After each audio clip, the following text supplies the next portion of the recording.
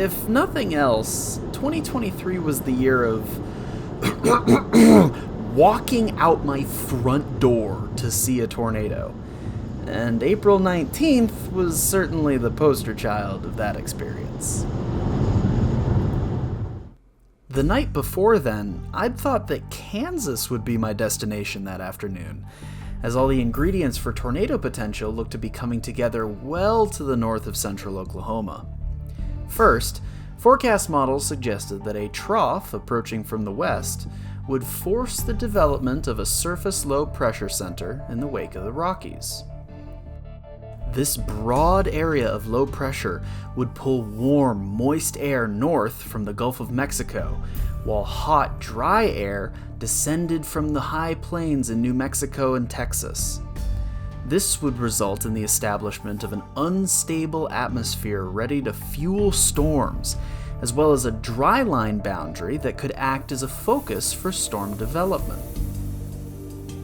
However, the model ensemble suggested that the dry line would be oriented more southwest to northeast than north to south, and that there would be relatively weak convergence of the surface winds along it, reducing its ability to encourage the explosive growth of thunderstorm updrafts. Further, models noted that a capping inversion, a layer of warm air above the surface that acts like a lid on a boiling pot, might be present across much of the plains during the afternoon hours. Combined, these two factors appeared to prevent storms from initiating across Oklahoma. Despite these failure modes, there was a general consensus across the HREF high-resolution model ensemble that a pocket of storms would be able to initiate and pose a threat for tornadoes in north-central Kansas during the evening hours of the 19th. However, a few models in the ensemble also managed to fire storms across central Oklahoma, a solution that became the new consensus across the models not 12 hours later. The model suite that I woke up to on the 19th fired a cluster of storms in the late afternoon along the dry line near Interstate 44 in southwestern Oklahoma, which then moved northeast towards the OKC Metro and Norman. With deep moisture and strong low-level shear present along the I-35 corridor, especially as the low-level jet increased in strength by 7 p.m., the potential would exist for tornadoes and large hail with any storms that developed in this region. And the simulated storms that the models did develop exhibited the potential for strong rotation over central Oklahoma. Of course, it's important to remember that all models are wrong, but some are useful. In reality, the first updraft sprang into being around 4 p.m. west of Interstate 44 and rapidly evolved into supercell thunderstorms. The 2 p.m. atmospheric balloon sounding from the Norman Weather Service office showed that the cap had eroded much faster than models had forecast, allowing this early development of updrafts. The hodograph, however, revealed that there was more speed shear than directional shear present in the atmosphere at this time, meaning tornado potential was lower and storms were more likely to split off left-moving supercells, potentially leading to messy clusters of storms. Despite this, I departed with my chase team, including Lauren Pounds and Max Unger, at 4:46 p.m. that afternoon, and headed towards the south side of the lead supercell, which was present over Chickasha, Oklahoma. We cut west on Highway 39 to approach it from the south, and quickly saw the sculpted updraft of the lead supercell in front of us.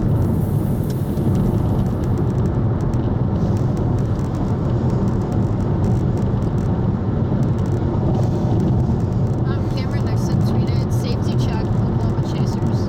Classic deviant tornado photographs. Yeah, that's what we were talking about. Crawling up to the early evening transition, large cape and dry air may also power strong downdrafts and rightward deviations into a large storm system. Now, astute viewers may have noticed the name drop there. Lauren was reading a tweet from Dr. Cameron Nixon, an expert who studies supercell morphology and its relationship with shear, as interpreted using photographs on soundings. In this tweet, Cameron highlighted that the modeled shear profile for the evening of the 19th suggested that a particularly dangerous tornado phenomenon, deviant motion, would be possible. Since I happen to know Cameron well, and he wrote a paper on identifying the potential for such motion, I decided to ask him a few questions about why storms on April 19th were so primed to exhibit this behavior. So, what is deviant tornado motion, and why does it happen? So, a tornado is said to be deviant when it moves in a direction that's different from the parent storm that it came from. So, in a sense, supercell storms are kind of governed by their own motion. That's a combination of propagation and advection by the mid-level winds in the atmosphere. And so, in the low levels, our tornadoes seem to be a little bit more tied to our low level flow, our flow from, say, the surface to 1 kilometer or so. And so what happens is once a tornado forms, it starts to become detached from their parent supercell. It starts to occlude. And that occlusion is literally the tornado kind of splitting apart from its parent storm. Not quite like a splitting supercell, but a splitting of the circulations. And so once the tornado kind of becomes on its own, it gets kind of left behind. The supercell is going to keep moving the way it was before, but the tornado is going to start to mainly be pushed along by the low level flow and kind of divorce itself from the storm. I like to think of it as almost like a tug of war too, where on one side your supercell's tugging this way, and on one side your tornado is tugging the other way. What first caught your eye and made you worried about deviant tornado motions on April 19th? Yeah, well, I had access to forecast soundings like this one that you're showing up here. And really, what caught my eye about these is the really large hump in the low levels that started to occur once the low level jet kicked in. And you had these really, you had strong low level shear, but that was directed almost completely opposite your cloud layer shear. And so what's going to happen then is if you get, say, an eastward or a northeastward moving supercell from this sounding, your low-level wind points in a completely different direction. It's pointing almost due north. So in this case, the tornadoes then, once they leave this eastward moving supercell, they're going to be almost catapulted northward from that low-level advection as soon as they split off from that parent supercell. So again, upon occlusion, you're going to get these tornadoes to just take that low-level flow and just run with it. And so what really makes these deviant tornadoes a lot more, I guess, noticeable is when supercell motion is slower, because you don't have these strong mid-level winds to kind of push everything in one direction. When you have slower storm motions, then this deviation process becomes a lot more obvious and a lot more impactful. Right, and considering that supercells don't always follow that bunker's right motion, that can Exactly. exacerbate that kind of effect.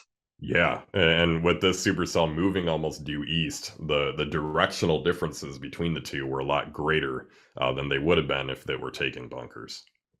So then the question of the hour, of course, is what do you think spotters can do to account for potentially deviant tornado motion on days like April 19th? What can spotters in the field do to stay safe around these kind of storms?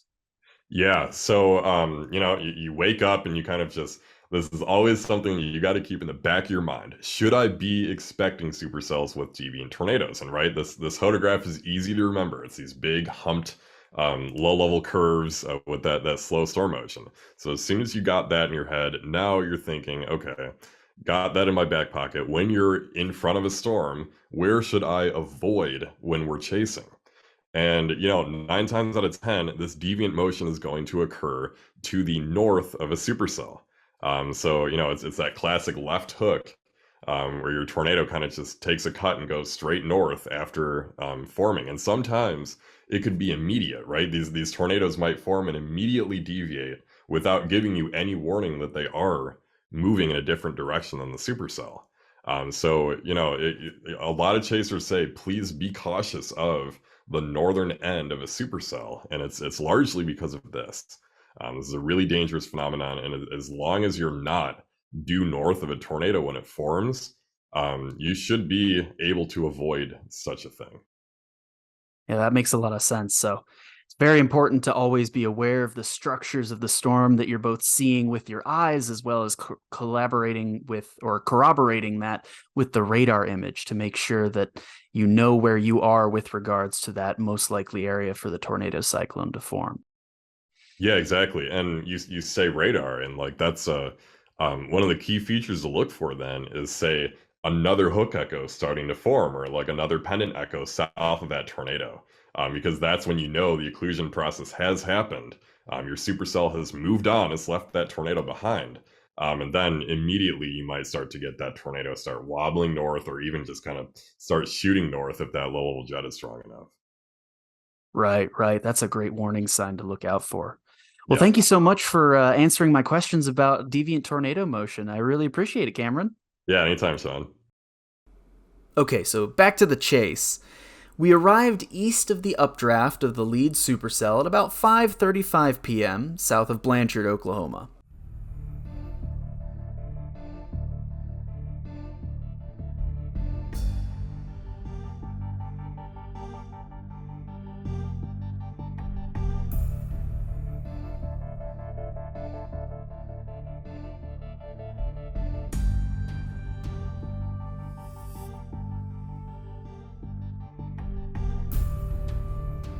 Following it northeast, we ended up on the Highway 9 spur and watched the storm rapidly consolidate, forming a rotating wall cloud and a funnel over North Norman. Oh. Yeah, that's bad. That's really bad. Right side, right side. I know, I see it. I see the whole damn thing. That's gonna go. No, that's not going. That's laminate as fuck. It's a funnel, right? Yeah. Oh, that's a funnel. Right on the right side. Yep, that's a funnel.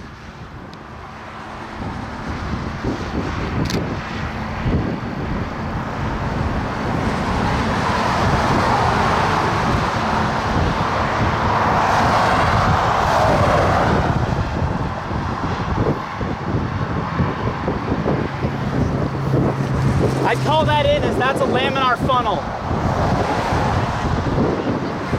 Thank God. That, I wouldn't be surprised if that's on the ground.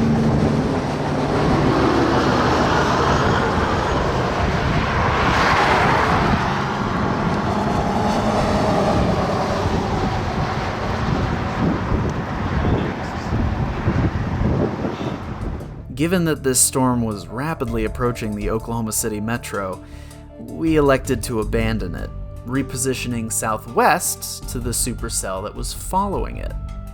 At this point, I was growing increasingly concerned about tornado potential, as the low-level jet was starting to increase in strength as dusk approached. Though I didn't see it at the time, the 0Z sounding out of Norman would have made my concerns all but certain, as it showed an all but non-existent inversion and a massive amount of shear in the lowest levels of the atmosphere, a classic tornado signature. Considering the threat of deviant motion, my chase team and I elected to stay to the east of the surface-based mesocyclone of the storm now approaching Cole, Oklahoma, although this was difficult given the storm was undergoing a merger between two competing mesocyclones. We could see this as the storm exhibited this massively wide updraft column with multiple lowerings underneath where upward motion was being focused beneath those mesocyclones.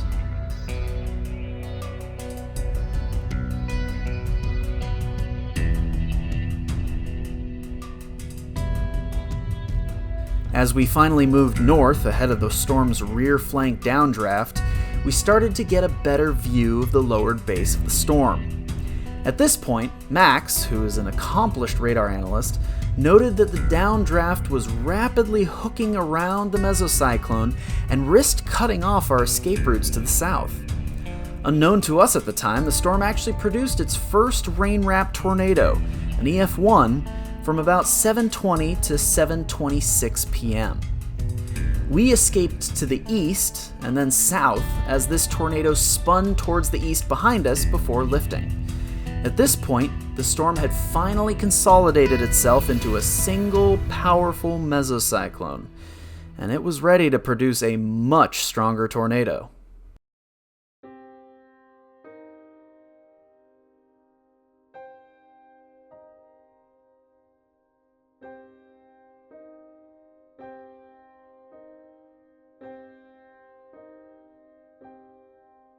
At 7:30 p.m., an EF3 tornado first touched down north of Dibble, Oklahoma, and began to meander east towards the town of Cole.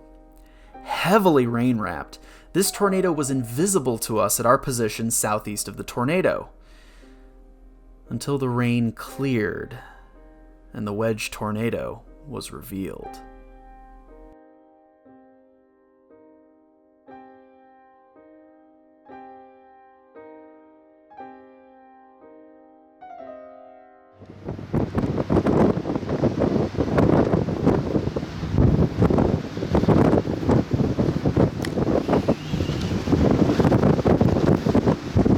That is a huge tornado. My God.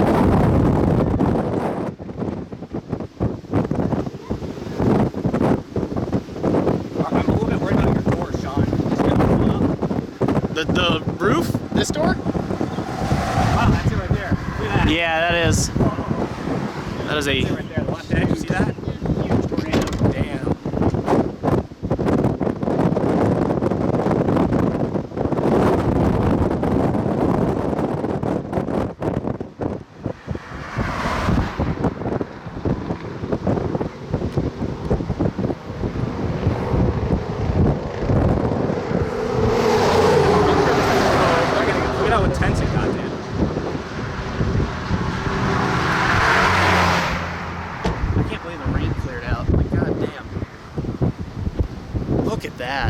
Oh man, it's just sitting there.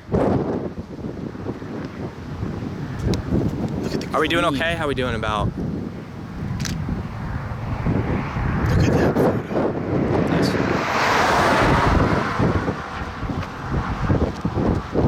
Damn, that is a big tornado. That's a big tornado.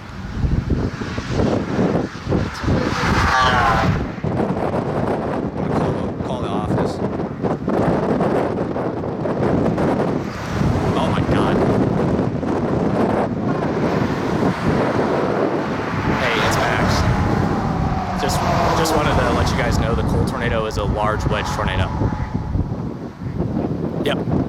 Bye. Holy shit. That's a massive wedge. That is a wedge. That's a huge wedge, dude. Just gotta move the camera, this camera over It's there. good. It's still in the shot. It's still in the shot. Yeah, but the view is way better over here. Okay.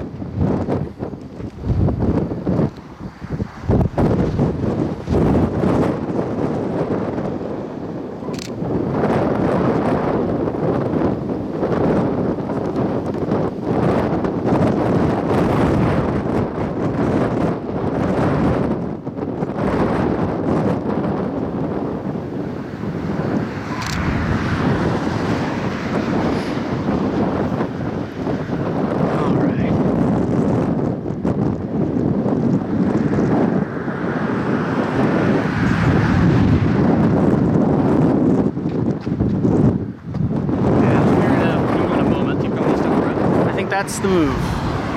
That's a colossal tornado.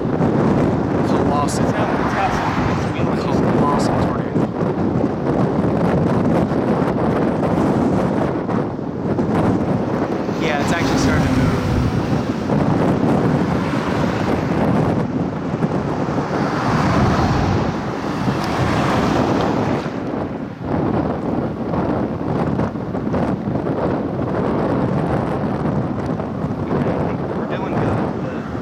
Big RFD cut, the handoff.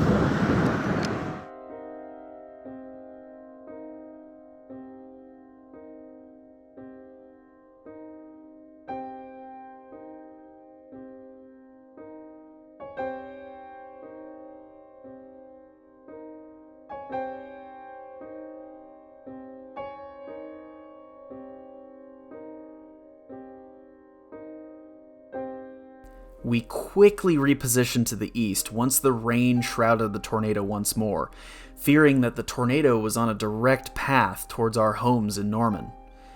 However, as expected, the tornado began to deviate from the supercell's track, curving towards the northeast after moving through Cole, and then further north before curling back to the west and dissipating close to where we'd actually watched the first supercell on the Highway 9 spur.